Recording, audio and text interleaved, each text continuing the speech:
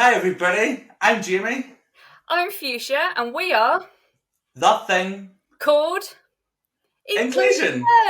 Inclusion. Hi, everyone. Welcome to the podcast. So, Future, our second podcast. How you feeling? I'm super excited. I can't wait for our journey. It's just amazing. Supercalifragisticexpialidocious. Can't even say it, but I did try. Goodness, that's a lot of cognitive reasoning right there.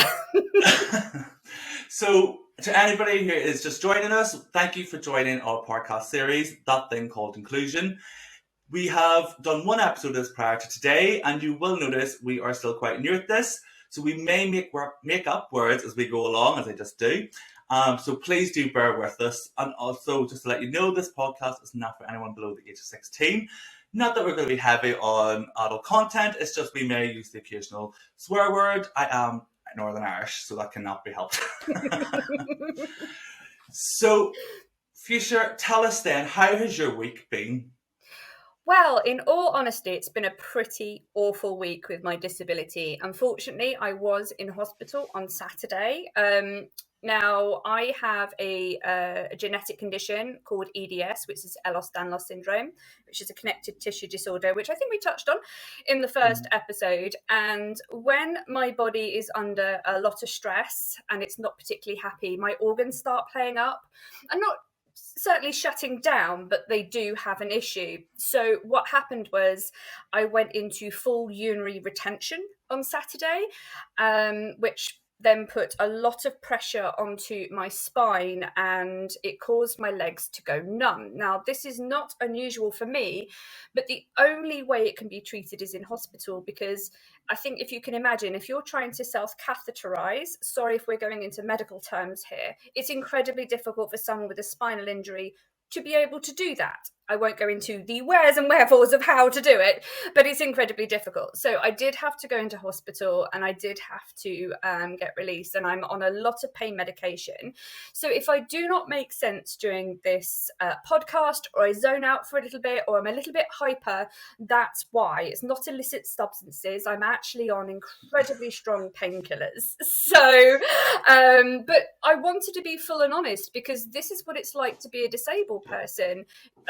Sometimes you see the brighter side of disability, like we're coping and we're superheroes and oh my god, we're amazing, but actually there is another side, which is an incredible amount of pain, an incredible amount of discomfort, and sometimes a lot of mental struggles with having to deal with that. Now, I haven't actually been to work since last Tuesday because of this, so for me that's an added extra pressure. So it's been a bit of a struggle. Of Straight in off course, it the bat. has. Good morning. But by the side of it, you have had, and like I've been in contact with you the past week, and you've been through this up and down journey. And I think the thing that sticks in my head when I'm texting is, oh, I need to get back to work, or I've letting this down, or I'm doing that. And it's that almost that fear. We've kind of touched on this in private conversation, but for anyone who doesn't know, I think when you have a disability and you're used to kind of not being in employment, or you're having issues in employment and you have to be off sick, you have this almost this safeguard up where, and this little mind block that tells you you're going to get sacked, you're going to get sacked. You've taken all this time to get adjustments and you're not doing your job, and you know what, there's somebody with non-disability who can do this better than you. And it's frustrating because as much as we kind of shake ourselves, and I've kind of told you to do it all week, but we can't shake that feeling of not being good enough when we're out of work, because you just have that fear of your previous experience. And I think the physical pain, we can see when somebody's physically in pain. You can see them, we have bandages and all for physical. Do you know what I mean? You can tell somebody's in physical pain, but the pain that you can't see is that emotional scarring and that previous scarring from those instances. So I think for me, talking about this week, especially in regards to pain, is I've been very clumsy this week, I'll not lie. I've walked into things, I've banged into things. I haven't had half a week of you with experiences you face. So I want to ask you, these experiences of these visits to hospital, and you're used to these by now, how do you get used to that? And when did this start happening to yourself, that you started having to go into hospital to get this support? So it's happened in the last 10 years.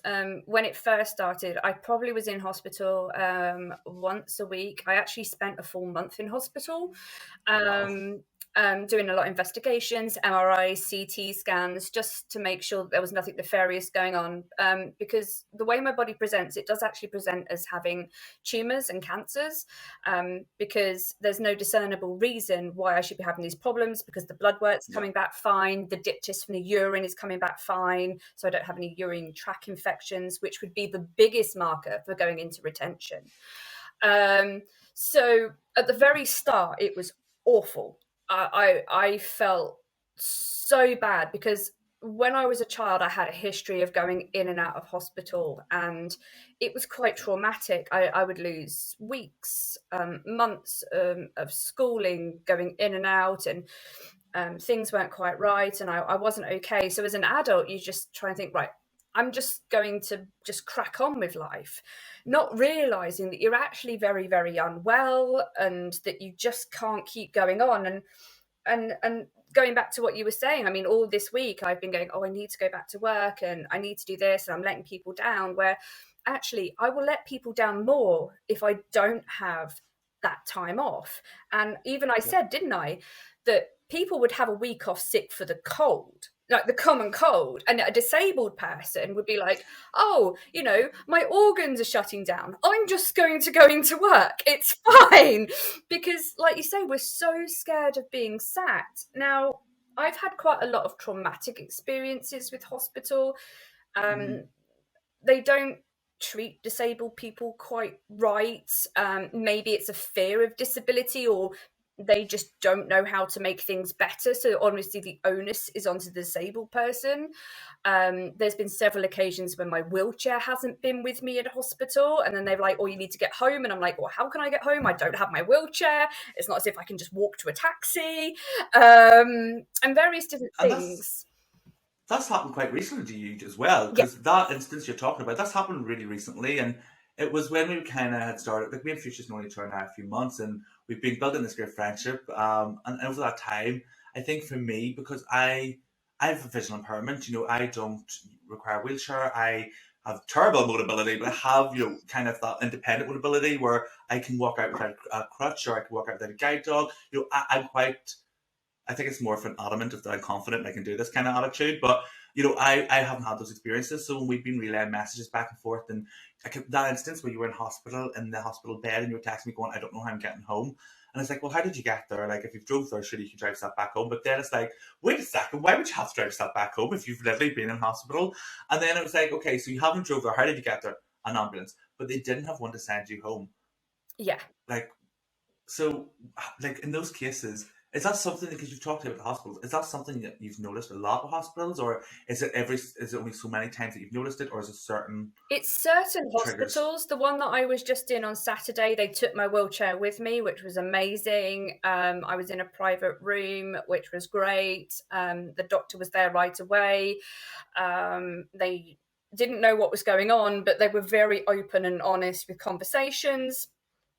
They asked me, they said, you're an expert with your body, tell me what's going on. And I told them, and that was amazing. I'd never had that in another hospital, Yeah. which is to the south of my county. They completely disregarded my pain, everything. This hospital, pain medication within and literally an hour of me turning up, bladder scans, helping me go to the loo, making sure that I had an IV drip, not a UV drip. I was going to say you glow in the dark. Sunshine. We all need sunshine. An IV drip, an IV paracetamol, just everything to try and make sure that my back unlocks. And it was a totally different experience to what I had Mhm. previously. But on the flip side to that, Jamie, because obviously I don't have a visual impairment, I wear glasses, but that's totally different. Um, have you ever been in a hospital or a doctor situation where someone has handed you something to say, read this, and you've been on your own? You're like, excuse me, can't bloody read that. Can you help me? Have you ever been in that situation? Oh, all the time. When you go into doctors, it used to be you went into doctors and you went to the desk and said, hi, I'm here for an appointment at such and such. And they'd be, go sit down. And then they would have this little Do the little strip on the wall that has the writing that comes across that'll have your name in Oh it? God, yes. No, like, how am I saying that? So I would sit there oblivious, and it would roll 5 minutes, 10 minutes after appointment, and I'd have no clue. And then things kind of changed where, and this is only the past 10 years since like this have actually changed. Things then came to the point where as you came in and you had a like a self checkout almost. I know that's a test, like a shopping thing, but it's like a self check in, we'll say. And you come in and you check yourself in again. Okay, how am I doing that? So I would still go to the desk and say, "Oh, I need to check myself in," but I'd be told, "Oh, you need to do it in this machine." Also, hello to Future's cat just walking past. Yes, I sorry, swear, cats will be involved. I swear, sometimes I think it's my nystagmus, it's my eye going for a walk, and then I write, no, Fuchsia has actual cats there, it's not your eyes. But back to the doctors. So yeah, I've had problems when trying to speak to them to get and even getting that appointment. But to be honest, I find a good doctors in Belfast where I'm based, and they're really great at shouting out your appointments. What they're not so great at pointing out is if you ask them for a letter, and a perfect example would be I've asked for letters for employment around my disability because employers need some kind of medical proof at times, and I think me coming in almost licking my phone isn't enough for them. Yeah. But I've went and requested that evidence, and even getting that evidence, that letter is in like the tiniest font, and I'm like, great, I have a letter about myself, and I can't read it. So it's almost like, here, take this. I don't know if it does say about my disability. So yeah, I've experienced that, and I'm gonna be honest. A lot of the times, the doctors, for me, I go to them because of my back pain. Because no matter what way I sit, even today, you can see I kind of slurch. Like I'm like the Hunchback in Notre Dame, only with dark hair. I think he had red hair, didn't he? Um, so I think for me, I get pain from the way I sit, and the doctors always said, no matter what you do, you're always going to get that. You shouldn't be working on computers. Well, I'm not going to be a bricklayer because the house would be wonky. Could you imagine the So, wall that you would build? Oh my goodness. or could you imagine? Or me being like coming out to do your painting in your house. Like, don't get me wrong, I'm happy to paint and help my partner paint our house, but the cutting in, like, there's no cutting in. The limit doesn't exist. It's all one color. So, like, nobody wants their whole room green everywhere. You want a white ceiling. So it's difficult because I went through situations without adjustments or without support from employers, and there was one point I was taking like 27 tablets a day for pain relief, and Mm, that's insane. yeah. That was 27 tablets a day. Like, oh, but I think turning it back to you, because obviously with our disabilities, you're not just disabled. With that there comes implications with your personal life, with your mental health. What with yourself? Have you had to go into any medications or had any conditions because of your disability that stem from it? With pain, yeah. So I do have mental health problems. I do have borderline personality disorder and antisocial personality disorder, as well as complex PTSD. And it's all stemming from being sick as a child and having Mm-hmm. disabilities and facing societal barriers because of that. Um, it all rolls into one. Now, you could say, oh, people with borderline personality disorder are born with it because it can be genetic, apparently, Yeah. but it is systemic from abuse.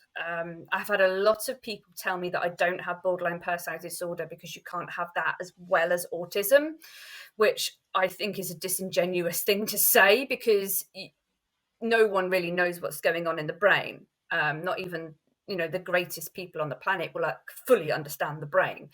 I certainly do have borderline personality disorder, and most of it is stemming from medical neglect and Yeah. negligence. Because if you constantly saying that you're in pain and the doctor's going, "Oh, just take a paracetamol. There's nothing wrong with you. We can't see anything wrong with you." You think you're going crazy, and then you Mm-hmm. start getting angry. I'm sorry if I'm Yeah. using words that people would consider ableist, but this is literally me verbatim saying what a doctor has said to me. Um, and you start thinking that you're losing your mind and that Yeah. you're wrong. And I was put on antipsychotics. I was put on Valiums. At one point with my pain, I was on a cocktail of cocodamol, paracetamol, cocodamol and paracetamol. Figure that one out. Tramadol, antipsychotics, amitriptyline, which is, I think, given to people with depression, sleeping Mm-hmm. tablets, and antihistamines.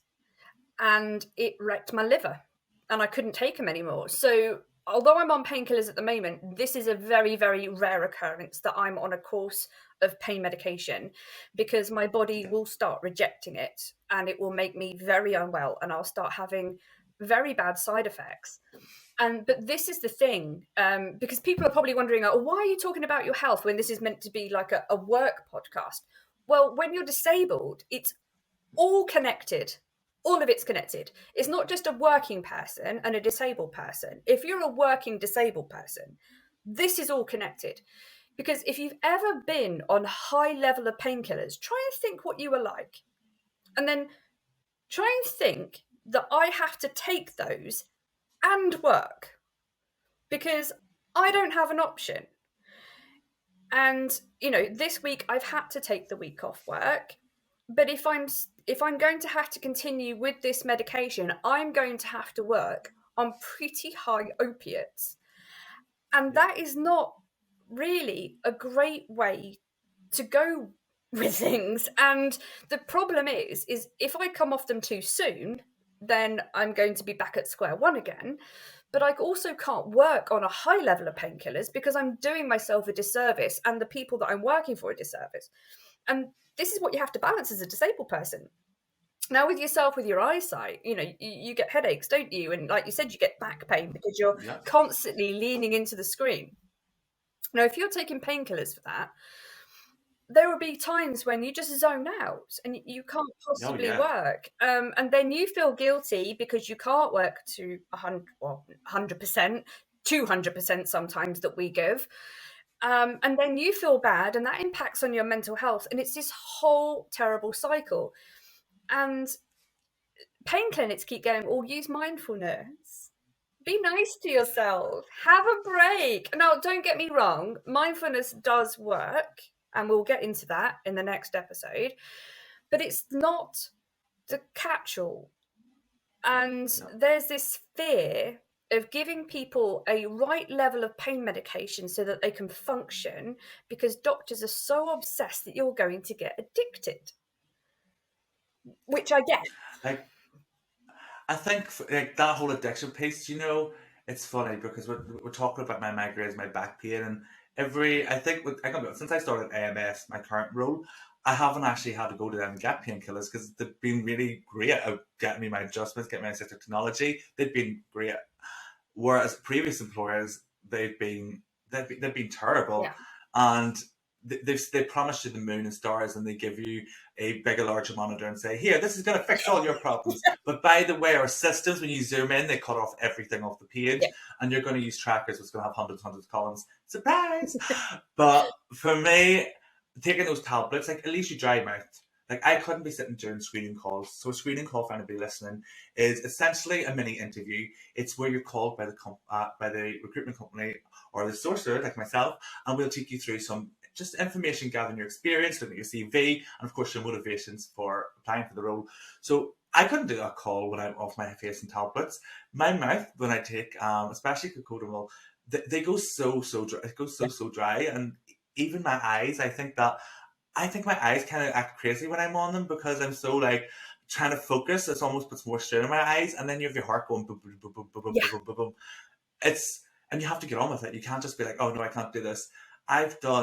When I work in call centers, I've done phone calls with customers as I'm sitting there just trying to work out, oh my God, how am I getting through this? My back's really sore, these painkillers, I'm scratching it, but I'm off my head on these painkillers. And your employer doesn't care. Oh, you've got tablets, that should fix it. I was told by one employer, if you stop smoking, that's going to help your back.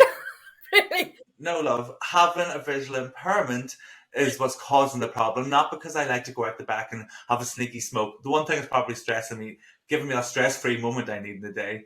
Yeah. But I think how we relate this back to people maybe looking for work, would you say disclosing your disability and not necessarily saying, here's a full list of this is my disability, this is the appointments I need, but do you think that if you are somebody who has disclosed your disability, say to an employer, should you also be disclosing this information around your health? Do you think so? I am in two minds about it, and I will be very honest about Mhm. that. With our company, yes, I have disclosed, and they were straight up going, Fuchsia, you will not come to work because we want you to be safe and we want you to rest and we want you to take full effect of those painkillers and make sure that you Yeah. are okay.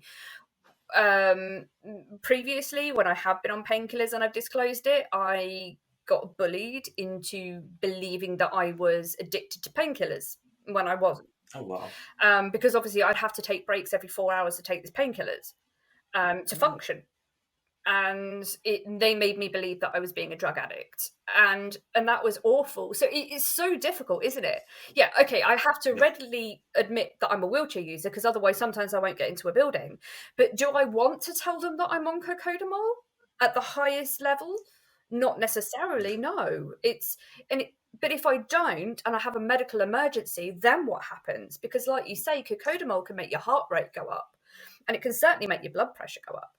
And Oh yeah. if you've accidentally had too much caffeine or your pain spiked and maybe you've taken the codamol a little bit too early, technically then you've overdosed, and your heart rate goes up and you have a panic attack. What are you going to do? And it's so difficult. And because there's this culture of shaming people that need medication, Yeah.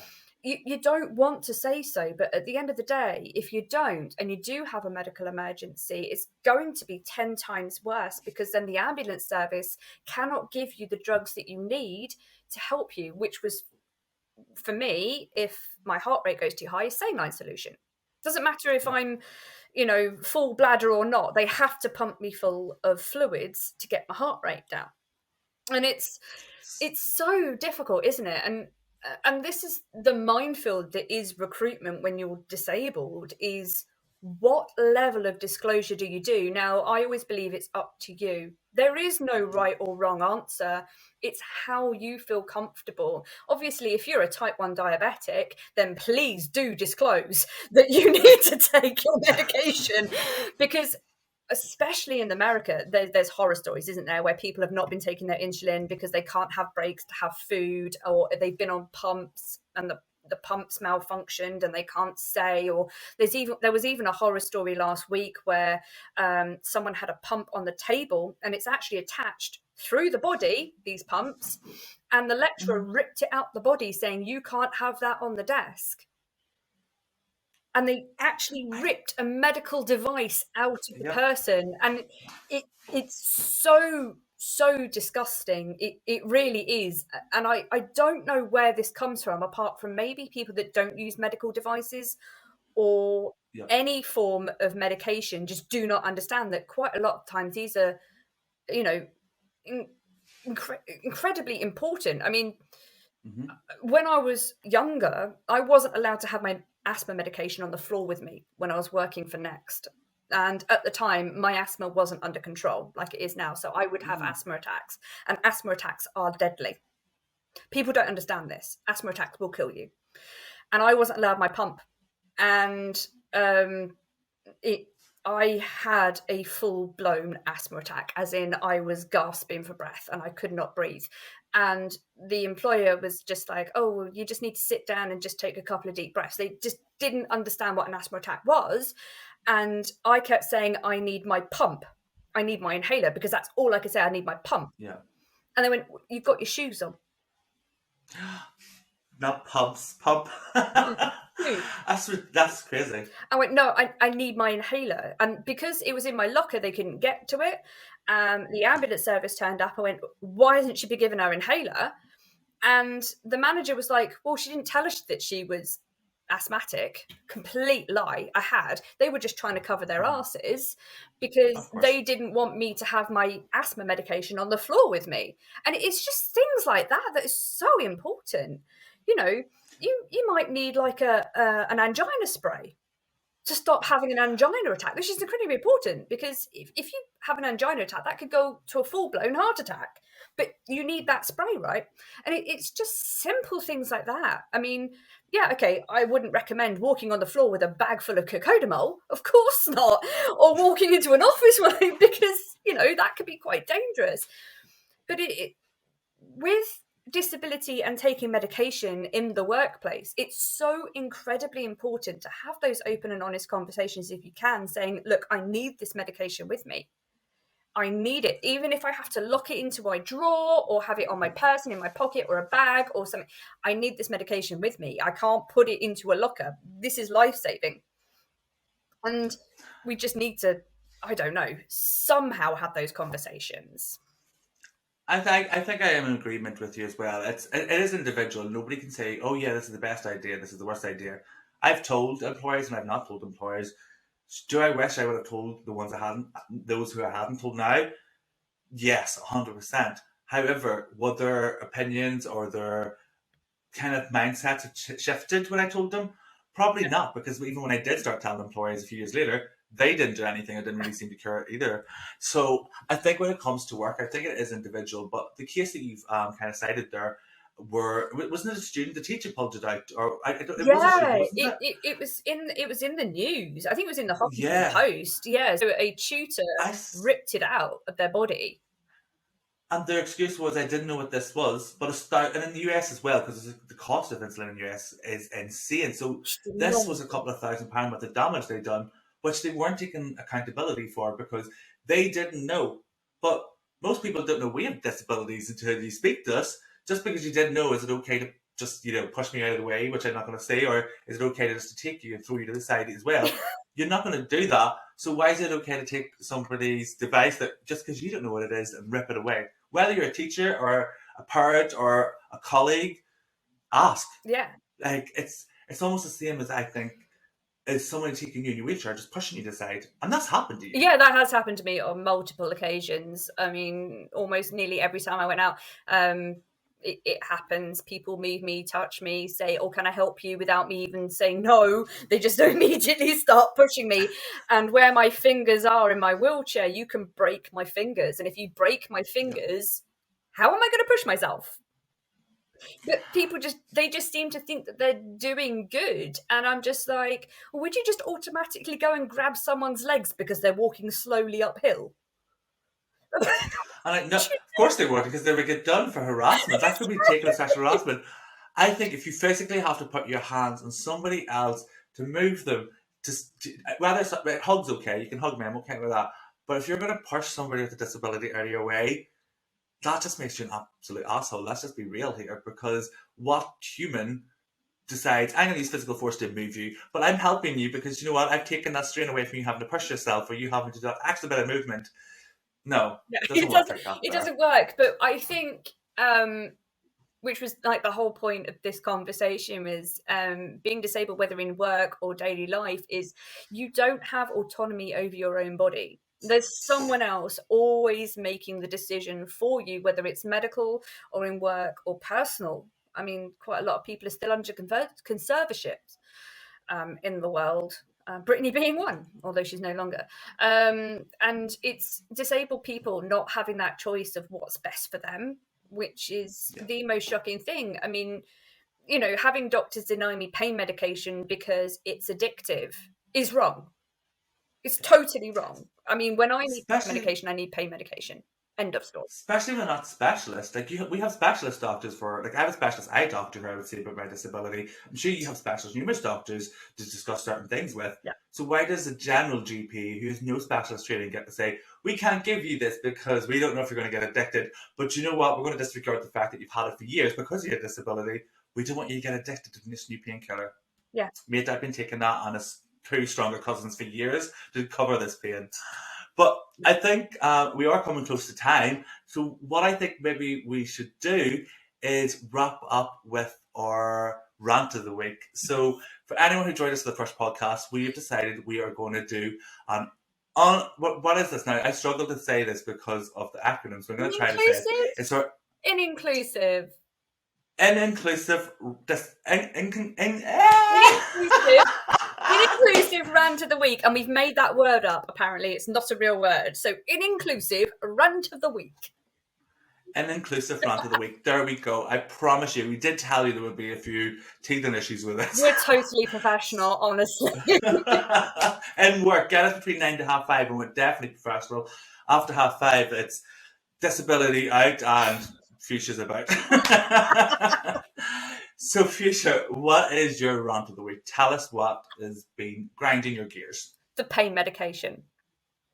Doctors denying pain medication to people that are screaming in pain in A&E, going, I'm in pain, and a doctor going, oh, just breathe through it, love.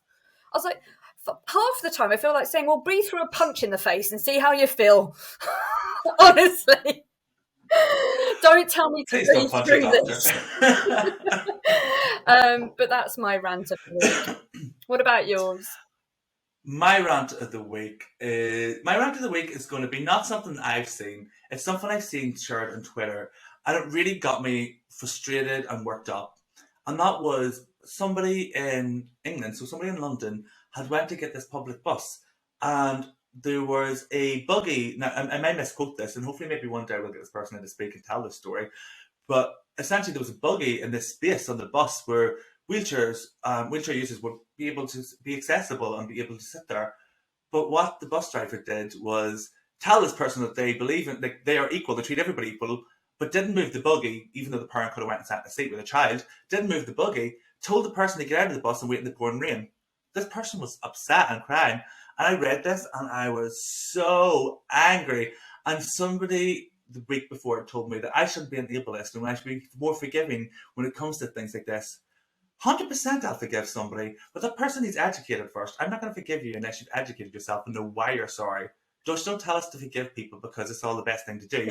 Yes, it's the right thing to do. Forgiveness is, but also the person needs to educate and know why they messed up. So to that person, I am so sorry you went through that, and I've went through similar instances. Fuchsia, you have. Yep. And I've seen it everywhere on Twitter. After saying this one thing, it's everywhere. There's so many people experiencing this. So my rant is, society is not designed for the 1%. We need to fix that. And if we have to shout about it, don't tell us we're angry for shouting about it. We're going to get angry. We have to. Yeah. We're going to get angry. But for now, what we're going to do is, Fuchsia, do you want to say your goodbyes before we close off? I will, and I love you all, and thank you so much for listening to our weird and wonderful podcast. I hope you join us on this journey because it's going to be amazing, and bear with us. If you want to skip a couple of episodes, please do. If it's not for you, obviously every episode is going to be titled and there will be a full description and transcript, so if you don't want to watch it, please read the transcript and let us know how you feel. Please do. And don't forget to check out our Twitter at @thatinclusion, on our website, www.thatthingcalledinclusion.com. If you do have any questions or if you want to be a guest and come join us on the show, please reach out to us on Twitter. And for me and Fuchsia, good night, enjoy, and goodbye. Blowing kisses and all.